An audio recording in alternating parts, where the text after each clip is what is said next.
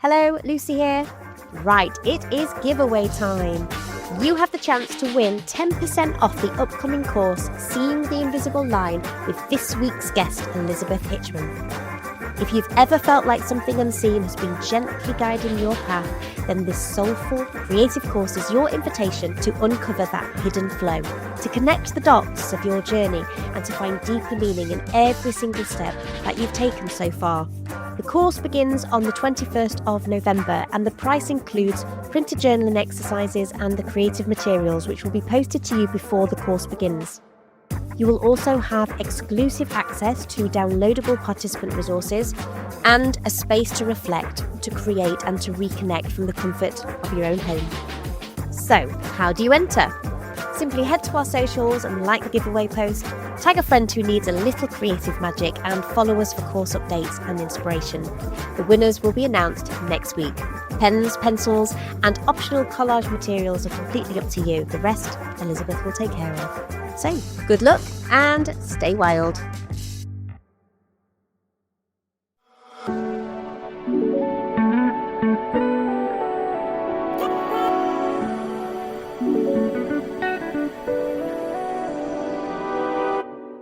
Hello and welcome to this week's episode of The Wilderness of Creativity. If you're new here, welcome, and if you've been here for a little while, welcome back. Today I am joined by Elizabeth Hitchman, an artist, thinker and guide who invites us all to explore the quiet wisdom of the natural world. Through her own journey, Elizabeth has come to recognise the invisible thread that connects joy with sorrow, self-expression with self-care, and this conversation is a tender but powerful reminder that creativity isn't just something we do, it's something we need. It's a form of inner resilience, a way of making sense of the world, and often a way of finding beauty and meaning in places we least expect, especially in the midst of grief. Together, we reflect on how our creative practice, grounded in nature, can become a lifeline, a way back to ourselves. Head over to the show notes to find all the links and remember to like, share and subscribe to the Wilderness of Creativity. Thanks for being here. Oh, wow. I feel like I've just joined the Creative Wilderness playground. So, I feel like this is completely your card because you have this energy. Okay, so the card that's come up for you is tomorrow you will be unstoppable. Woohoo! I will after this podcast. Yeah. Tomorrow you will be unstoppable. I love it. That card for me is just perfect because it just, I see life as a series of stepping stones, and that's just going with that flow. Finding, creating that connection to life's flow is what you are all about. Do you want to take us right back to the start of this journey? Because I know that you are very much led by your spirituality, by creativity and play. We've just, you've talked about this right at the start. If we're not playing, what are we doing? So do you want to talk me through how creativity has led you to where you are now? Oh, gosh. Wow. When I was 14 years old, I was in an art class and my intuition just tapped in and said, that's what you're going to be doing. That's what I want to do. If this is what designing is going to be like, that's what I want to do. And so I went and studied graphic design. And then that led me up to Edinburgh, where I did my BA honours in visual communication. And then through that, I graduated and then started working graphic design as a professional. And I could not believe my first job was working for the in-house for actually Mike Ashley at Sports International. So yeah, and I was able to show on a plethora of things my creativity, which then led me to create the sportswear for Greg Gosetsky, and to see him wear my sportswear and lift up the bag with the logo was incredible at Wimbledon. It was like, yeah, that's just playtime for me. It was amazing. How incredible. What a story to start with. Who would have thought at 14, even in that moment? I don't know, since an early age, I have been led by my intuition. I don't know if it's just that sixth sense. I just can tap into that. I can tap into that. And what led me to seeing the invisible line was I realized that my joy levels had gone down. I needed to change. It was for the ending of a chapter in my career as a graphic designer. I had to say goodbye to a chapter. I knew that what I needed to do was going to be bigger. It had to be bigger and needed to make a bigger contribution and serve others. And I didn't know how or what was going to happen next. And being on this podcast is part of that journey. It's often when we are faced with challenge, adversity, when a chapter closes, that we are encouraged, invited to go within and to review and reflect on what we've been doing and where we want to go next, and to take that road less travelled. Absolutely. So as that chapter finished and you were stepping into the unknown and you knew that you wanted to service others and help others, did you have an idea of through which or what expression that was going to come in? Well, I always knew it was going to be some form of creativity. It was going to be creativity, maybe for a new audience, because I did a lot of commercial, corporate graphic design, and I do still, because I just love the creativity. But setting up Seeing the Invisible Line, and actually, it came naturally because I was actually in Bali and I was reading a book by Michael Singer called The Surrender Experiment. I did not know at that moment in time, back in 2019, looking out at the Indian Ocean, that drawing out my line, inspired by reading this book, The Surrender Experiment, Michael Singer, would lead me to this.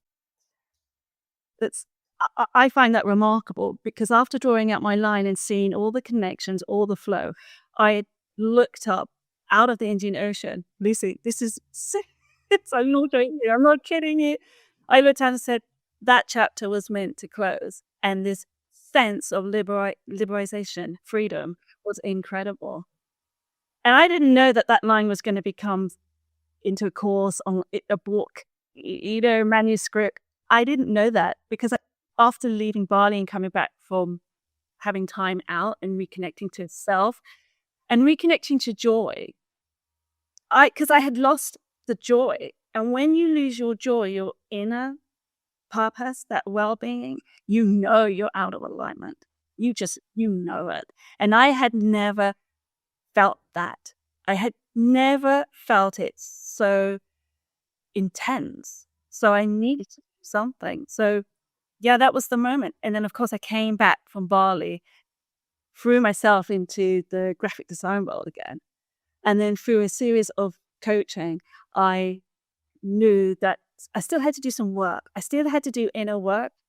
And then through doing meditations and actually reading Super Attractor by Gabby Bernstein, I was on a walk, and what happened was I thought, what about that Seeing the Invisible Line? Maybe I could make it into a book. Maybe it's a journal. Maybe it's something.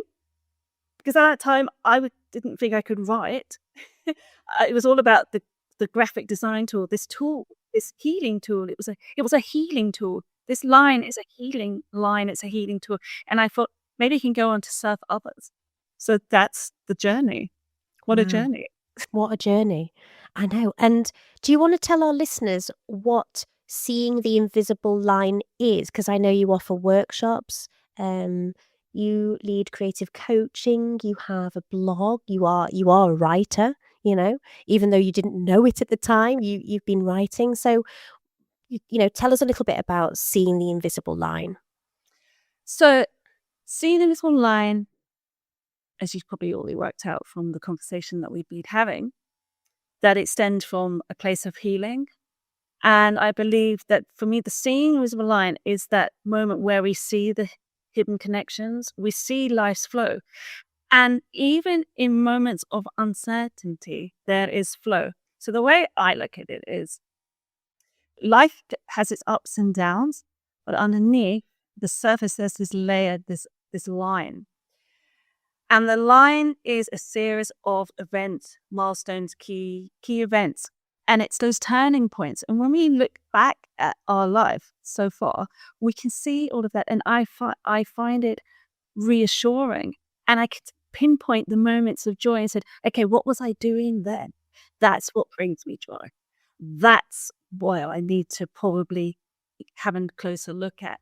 And we keep coming back to the line. The line will eventually create the circle of life. And that's what I've put into the book itself. It's actually taking the red thread and putting it into a circle. Oh my gosh, I've got goosebumps.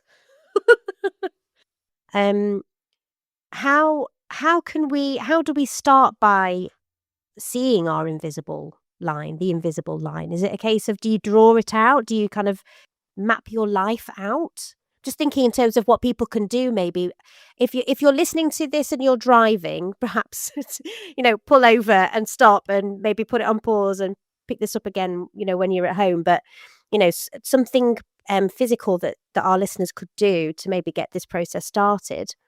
Yeah, I actually started with a blank double page spread in the journal. And I just drew out a blank line, and then I started to map out. It's like a timeline, because I do encourage chronological for those who need extra guidance, but you can start anywhere because transitions can start anywhere in life. And then you can always go back. Because you're always adding things in and seeing the different insights. And I think that's revealing. I think it's exciting and it's reassuring. It's reassuring that life is guiding us. You spend a lot of time in nature as well, don't you? Oh my goodness. This is one of my touchstones. So in the course, I talk about these 4 touchstones, and I call it flow in motion. And since I've been living in Switzerland, for many years now, I live at the lake, and I have been able to immerse myself in nature. I have a dog. I go out walking every morning, and seeing the cycles of the year go by in the nature is incredible, because it teaches you a lot about life's cycle. And I realized, especially in the past year, and probably even a bit longer back when we had a dog that passed away, the cycles of life and how nature, we need time. There's the time of activation and busyness, and there's a time to draw back, and there's a time to recuperate and retreat. And nature has certainly taught me that. Because we're obviously going into the winter months now. And I don't know about you, but I love to see the trees changing colour, and then the release of the leaves, and then you're walking through. I like to think of them as, your memories, your past experiences, and you're walking through them, and then we're going to get ready for the renewal, and I think we do learn so much from nature, but we seem a little bit disconnected from that, don't we? Yeah, I think we get so wrapped up in thoughts. We need to quiet the mind. And that's why I also do meditation. And I've learned meditation I've been practicing. I was introduced to meditation, 20 something years ago. And then in 2016, I met a Buddhist monk along my line. And he was incredible. He's still my teacher. He's still my friend. And he comes over to Switzerland. And he taught me the deeper layers of meditation. It's all about quieting the mind. So when I do take it out into nature, you can have a mindful moment, and you can actually have meditation while you're walking, because you're not listening to your thoughts. You're not lost in your head. You are actually immersed in your surroundings. And it's being immersed in your surroundings and in nature that I've noticed how, as I've written on Substack, Yes. the snowdrops and the murmurations, the birds, how they gather together to then fly off to Africa. It's incredible. And I think nature can teach us a lot about life.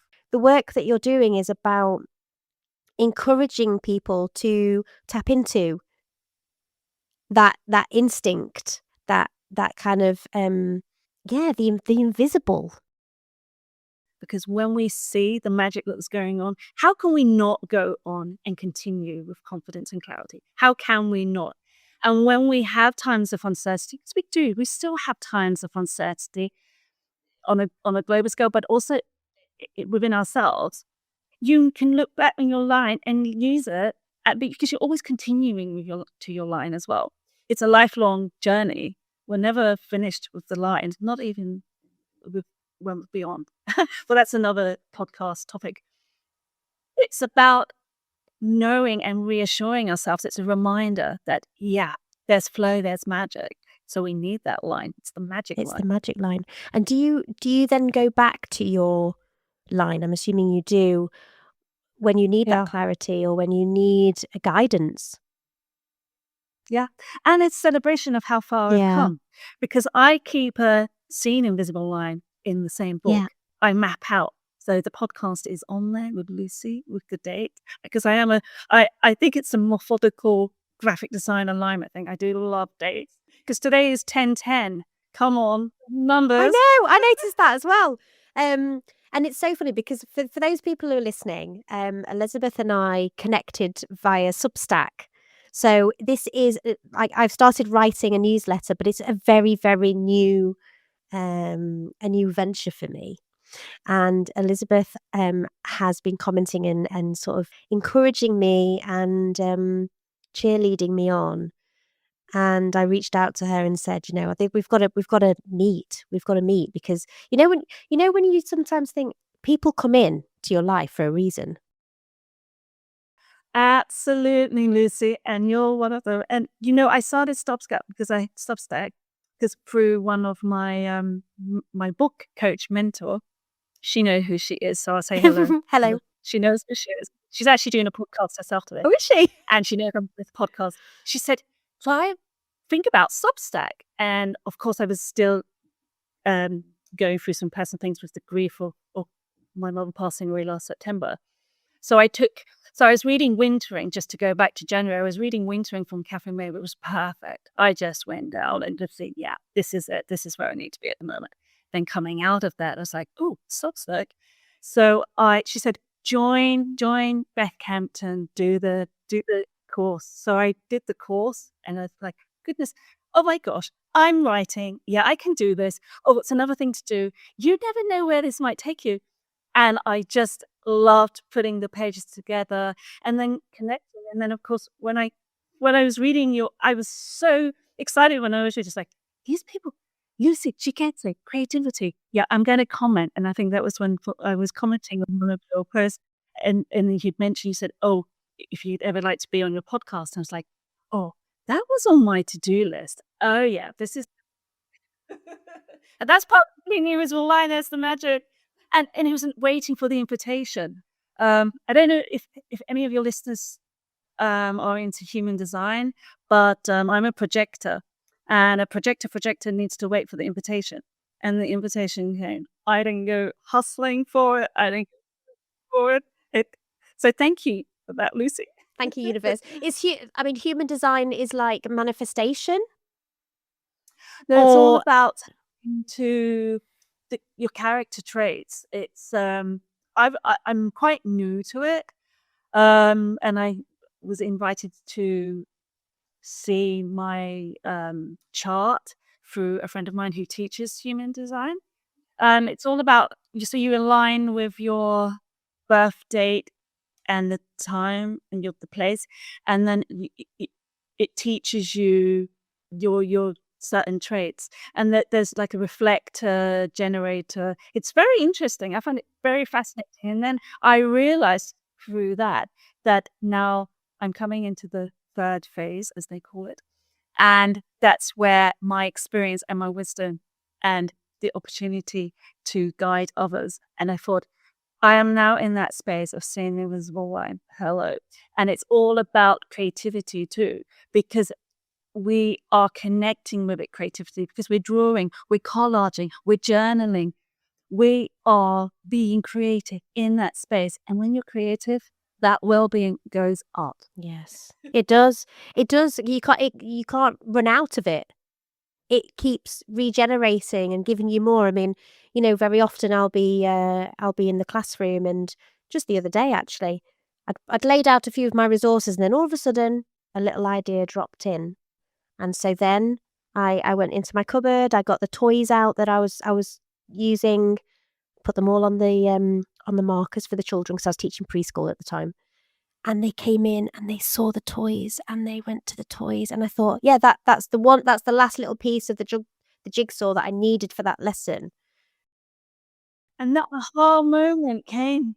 That's the universe. That's like, Lucy, she's focused, she's in the zone. We're going to give her a little bit of magic. But you know what? It comes from within too. And it's that play. You are co-creating. We are co-creating. And my motto is, I'm going to say it again, and I keep on saying it, and I say it in the course, show up and the magic will happen. You got to keep showing up.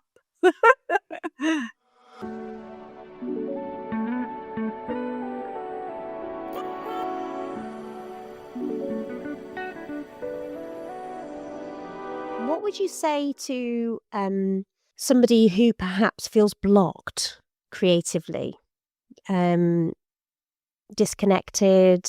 Because I think your surroundings play a huge role, but also the people that you're surrounding yourself with. What would you say? What would you say?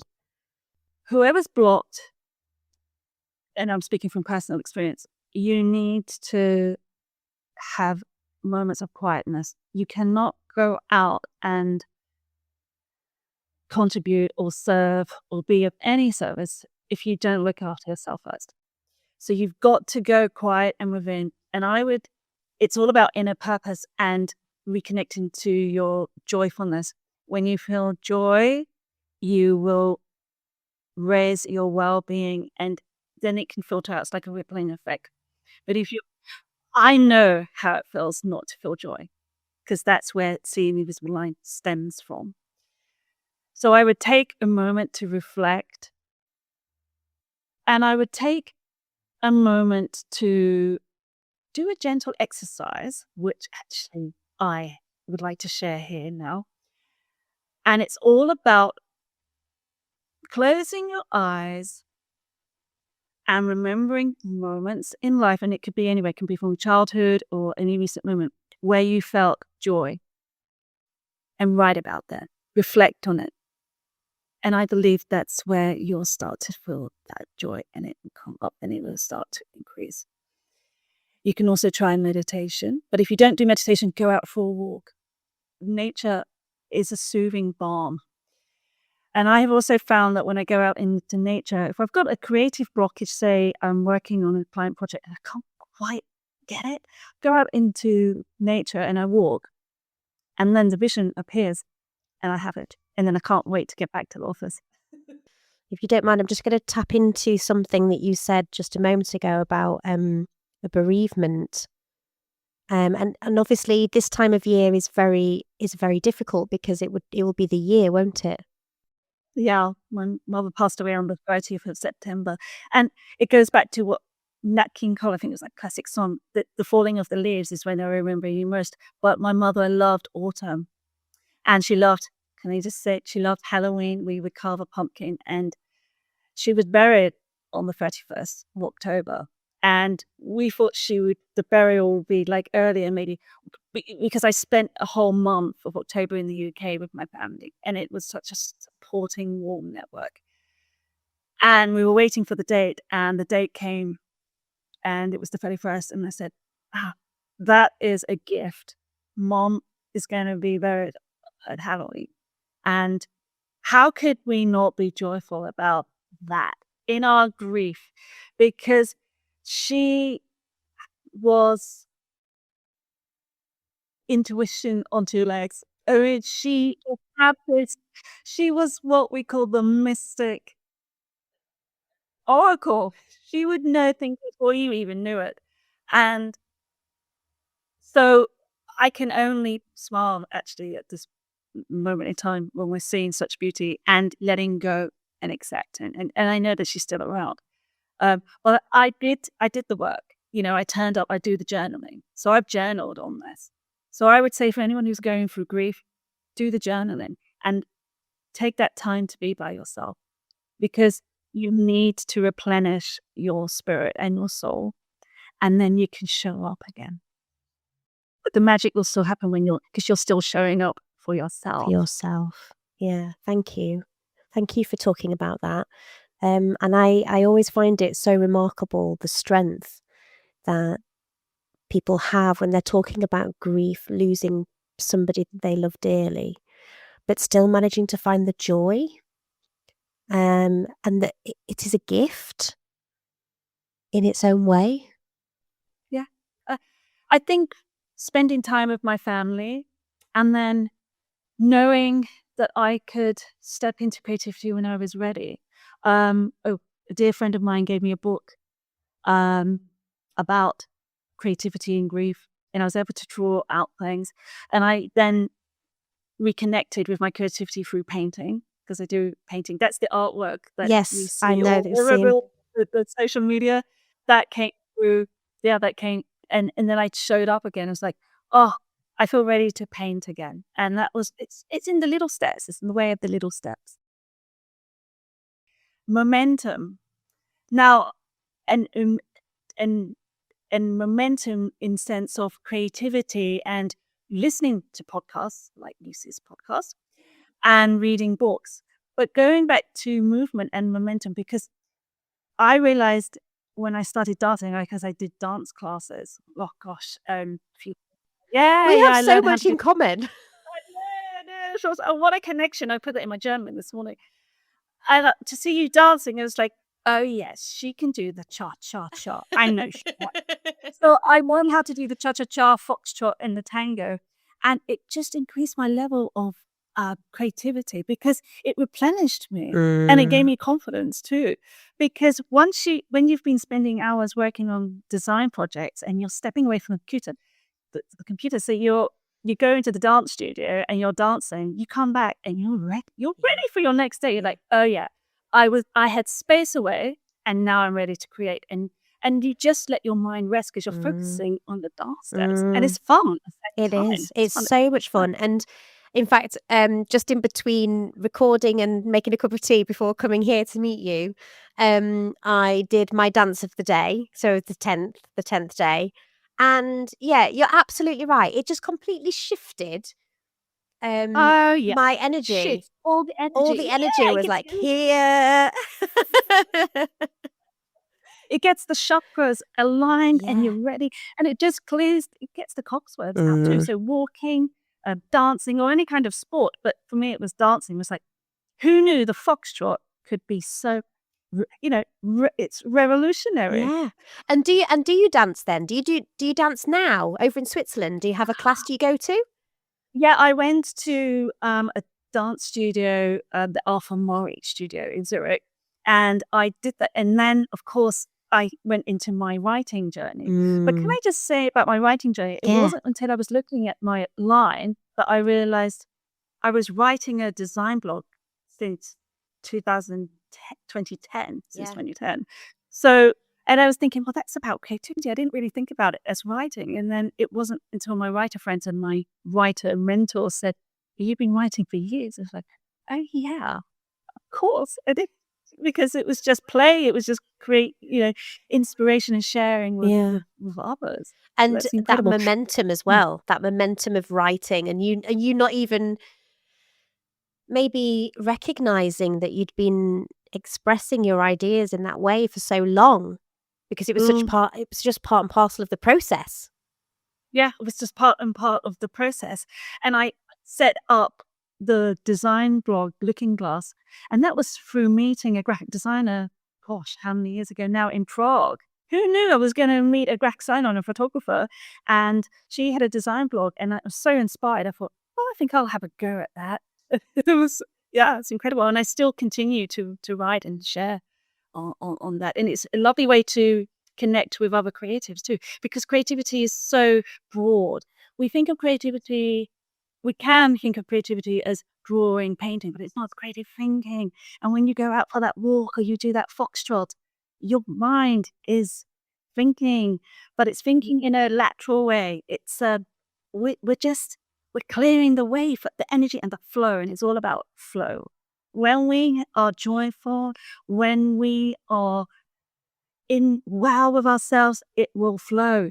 There'll be no. How could there be a blockage when you feel good and you're joyful and yes, and if you're not joyful and you're going through obstacles, difficult times, give yourself time. Allow yourself time to say, I'm going through a difficult moment. Own it. I'm going through a difficult time. I'm gonna retract, and then I'll show up when I'm ready. And be gentle with yourself at that point, and do the reflection, journaling, and just being gentle with yourself and sitting in silence. We forget pathetic silence. I'm all for guided meditation, but sitting in silence with yourself, meet yourself, and you will meet magic. I completely agree with you. Honestly, you're speaking my language. So often after a busy day in school, and when my little boy goes to bed, there's a period of time where I let the day kind of stop, if that makes sense.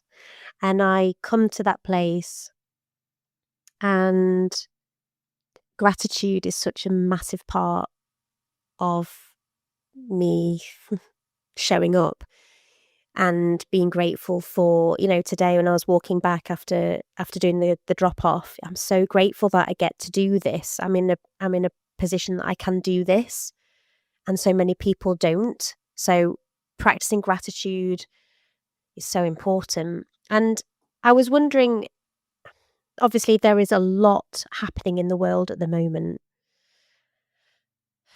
and there's a lot of trauma, and whilst we're not experiencing that firsthand, we can still feel it. Yep. And it's heavy. We've got a lot of things going on in the world. But I'm going to share some words from my Buddhist teacher, Bhante Siddhartha. He says, when we look after ourselves, and it's not selfish, when we look after ourselves, we can then look after others. So while we cannot solve the problems of the world, if we carry them, how can we look after them? Because we're so burdened with it. So we could just in our own circles radiate kindness and compassion. Then that's the rippling effect, isn't it? It starts with ourselves and then it ripples out. So we keep that sense of well-being, and it has a ripple effect. We're not going to solve the world's problems, but what we can do is in our circles, and then the circles get bigger and bigger. Yeah. Starts with self. Let's start with ourselves first, and then we can ripple out into the world. I think that's such a powerful, grounding message to send to our listeners, You're right, we can't solve anything, but we can be the most empathetic and compassionate that we can be with ourselves, as you said, and then that ripples out. Definitely. Let's keep shining ourselves when we were mindful of ourselves. And backing out your line, you will know, you'll feel it, you'll see it. You're like, these sparks, that's me. I'm shining. This is me being authentic, being my truest self. How can you not smile and when you're being your truest, kindest, beautiful selves? Come on, let's do it. And let's do it, in a way that it ripples out and affect. Yeah. Oh, God, your energy. Honestly, this card, I just keep coming back to this card. Unstoppable. Your energy is unstoppable. Because I'm passionate and I love what I do. I love what I do, and I love how I'm able to blend. Who knew that I was able to blend my creativity with my personal growth and my spiritual beliefs, and it's all combining and blending together, and it's created seeing the invisible line and making a bigger contribution, because that's what I wrote in my journal. How, through this transition, how can I make a bigger contribution and serve others? And here I am. Here it is. Here you are doing it. My goodness. How long have you been in Switzerland for? I moved here in 2000. So it's coming up to Wow. 25 years. And did you go over there for work? No, it was through studying at Edinburgh College of Art. I made some Swiss connections through the person I was living with, and they said, "Come over to Switzerland, you'll love it. Come over." And I traveled over with my twin sister, and then on that particular weekend, I met my husband to be. And can I just share the story? Because it comes back to the intuition I was talking about from childhood. I sat on the plane when we came back, and I turned to my twin sister and I said, "That man's going to be significant in my life." I ended up marrying him. I might end up marrying my beloved Oliver. Oh my gosh. That is just so beautiful. And it really was in the point of my life. I'm thinking, oh yeah, Switzerland. It's a beautiful country, but never in my wildest dreams. I wasn't even looking for a relationship, and that's the beauty. When you're not looking for it, that is when life. Let go of the steering wheel. Let go. Let go. Let go. Let go. You will attract. You will attract. Oh my gosh, what a story. And you've been over there since. And is it as beautiful as it looks? It is. And I never tire of going up into the mountains. Because there's this, when you're going up or you're going skiing, you're going up in the ski lifts, there's this silence, this solitude in the snow. There's a silence in snow. You won't get that anywhere else. Love that. It's just beautiful. It's just beautiful. It's so beautiful. The silence in snow. You see beauty everywhere. I love it. I saw something on Instagram and I wanted to read it to you. Trees don't have ears, but they do sense vibrations, including those caused by music, wind, and footsteps nearby. Studies have shown that sound waves can influence how plants grow, especially low-frequency vibrations. These vibrations can affect water movement inside plant cells and even trigger certain gene activities. So while trees can't feel music emotionally, they can respond physically to sound vibrations, which might explain why nature sometimes seems to pause in harmony with music. Oh, I love that. That's beautiful. And it goes back to vibrations too, and it goes back to that sense of flow. We got to just tap into that. And anyone listening today and they're like, my mind's so busy. I've got so much going on. Take just 3 minutes, put the timer on, 3 minutes, complete silence. Breathe, just breathe. And even outside for 3 minutes, go and hug that tree. You'll feel it. You'll feel so much better.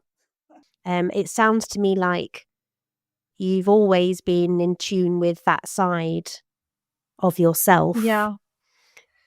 Well, I grew up going to church because I was in the choir and I loved singing. Me so that's a too. bit of vibration, is it? Yeah, that was fun.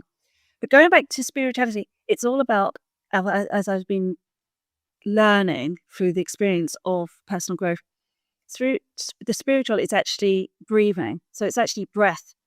So we can actually tap into our spirituality just by simply being quiet and listening to our breathing and being aware of that.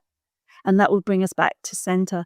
So that's why I advocate that at the beginning of the day, before it really gets busy with everything that we have to do in our to-do lists, is to actually just spend it could be a minute, but 3 minutes is great, where you just concentrate on that breathing. It will just set you up for your day. I feel like I just want to breathe now. Well, we are, and we've been breathing the whole time through this podcast. We didn't know it, but when we have that awareness, it's powerful, and that's also where the magic will happen. And I would like to just end with one quote. Yes, please. From John, and I have it here. It's from a poem called Fluent. I would love to live like a river flows, carried by the surprise of its own unfolding. Beautiful. And that's what seeing the invisible line is. We are unfolding. And we're being surprised by what you can find. And I'm here to help you find it and guide you. Thank you so much, Lucy, for inviting me. What a gift. What a gift.